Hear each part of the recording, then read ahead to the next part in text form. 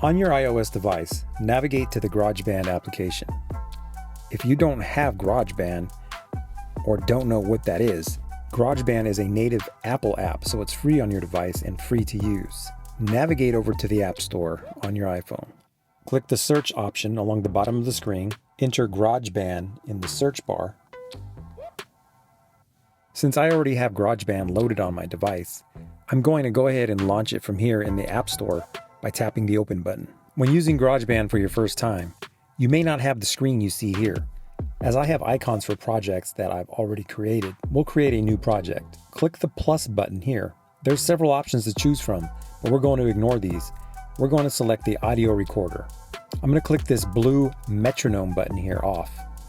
It is no longer illuminated blue, so it's not active.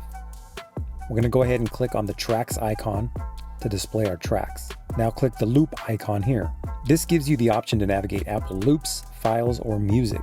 We're going to concentrate on files. I have a song file already located on or in my iPhone that I'm going to use. When you've located the audio file you want to use, simply click and hold and drag over to your timeline.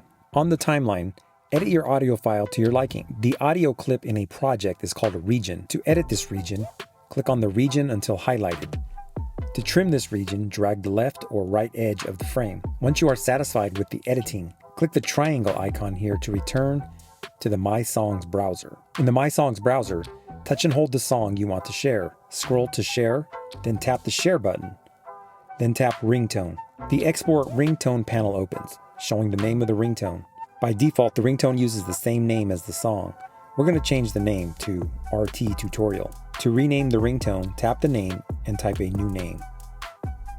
Tap Export. In the Ringtone Export Successful panel, do one of the following.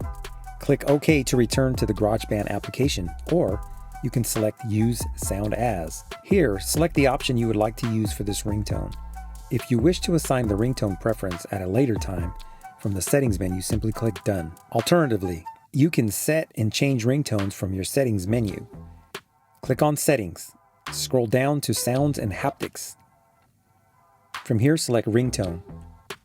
You might need to scroll up to find a ringtone section here. As you can see, here are all the exported ringtones available to use. Click on the name of the ringtone you would like to use. I can't say that's all there is to it, because there's more than one way to skin a cat.